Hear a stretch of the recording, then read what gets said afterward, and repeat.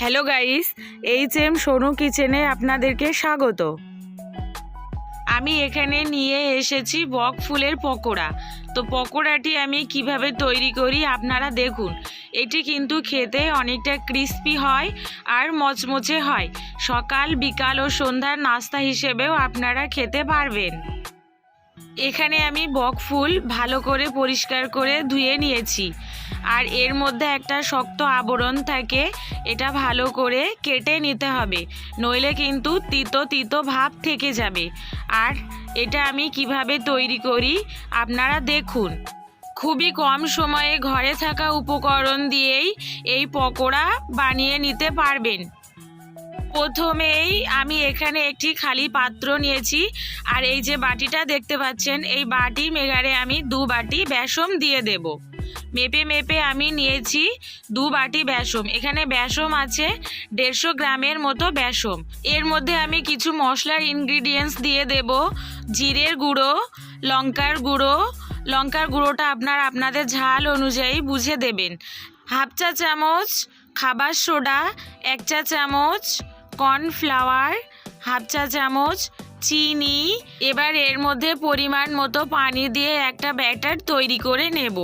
আপনারা কিন্তু পানিটা দেবেন বুঝে, অল্প অল্প করে ব্যাটার তৈরি করতে হবে, নইলে পানির ভাগটা বেশি হয়ে গেলে ব্যাটার হালকা হয়ে যাবে। আমি কিন্তু এখানে অল্প অল্প করেই পানি দিয়ে দিচ্ছি, কারণ যদি বেশি হয়ে যায় তার জন্য এখানে অল্প অল্প করেই পানি দিয়ে ব্যাটার তৈরি করতে হবে।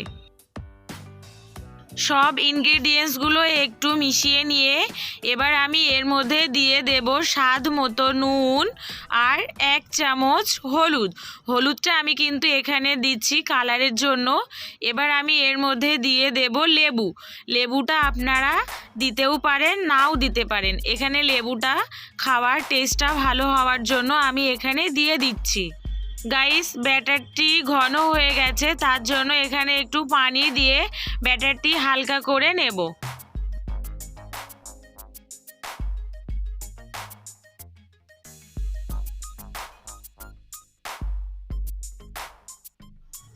ব্যাটারটি সম্পূর্ণ এখানে তৈরি হয়ে গেছে। দেখুন গাইস, ব্যাটারটি আমি ঠিক এই রকমভাবেই তৈরি করে নিয়েছি। এবার বক ফুলের পকোড়া তৈরির জন্য ভাজার কাজে প্রস্তুতি নেব।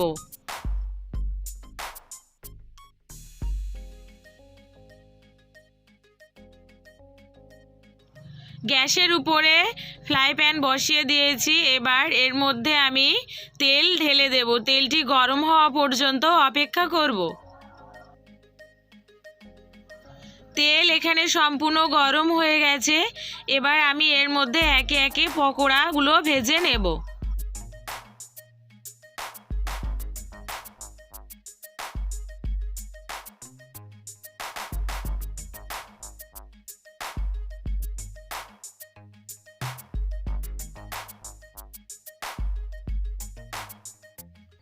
গাইস, এক সাইড আমি লাল লাল করে ভেজে নিয়েছি, অপর সাইডও আমি সেম একইভাবে লাল লাল করে ভেজে নেব।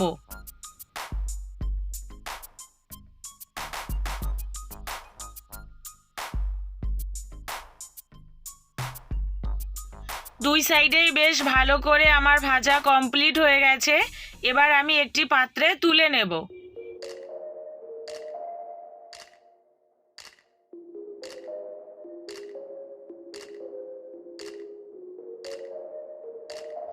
সেম একইভাবে আমি পরবর্তী স্টেপগুলি ভেজে নেব।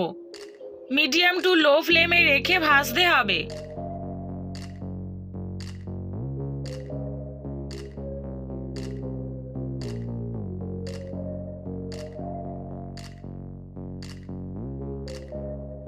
সেম একইভাবে এক সাইড লাল লাল করে ভেজে নিয়েছি, আর এক সাইডও লাল লাল করে ভেজে নেব।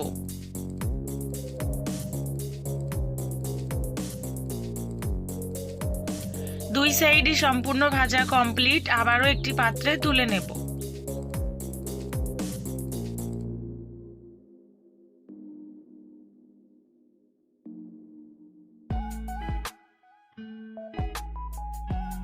বক ফুলগুলো ব্যাটারের সাথে ভালো করে মিশিয়ে নিচ্ছি।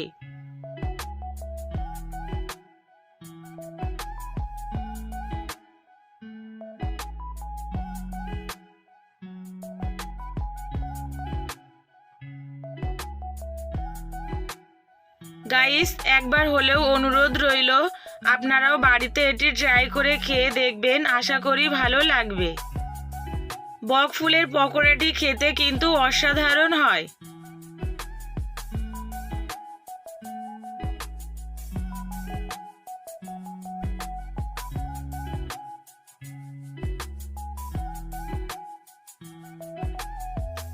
সম্পূর্ণ এখানে পকোড়াগুলো ভাজা কমপ্লিট হয়ে গেছে।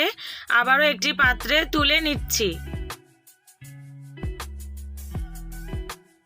আপনারাও এটি বাড়িতে ট্রাই করে খেয়ে দেখবেন, ভালো লাগলে অবশ্যই like, comment, share and subscribe করে পাশে থাকবেন পরের একটি ইউনিক রেসিপি পেতে।